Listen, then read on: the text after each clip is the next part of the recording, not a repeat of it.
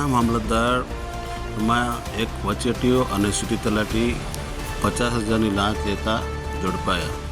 પ્રાપ્ત માહિતી અનુસાર ઉના મામલતદાર ઓફિસમાં એક વચેટીઓ જેને 60,000 રૂપિયા આપવાના હતા, ત્યારબાદ એને 10,000 રોકડા લઈ અને ત્યારબાદ 50,000 દેવાના હતા।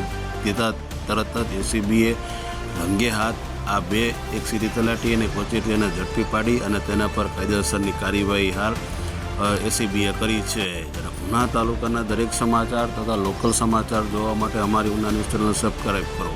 આપ ધંધાકીય જાહેરાત આપવા માટે અમારો સંપર્ક કરો। ધન્યવાદ।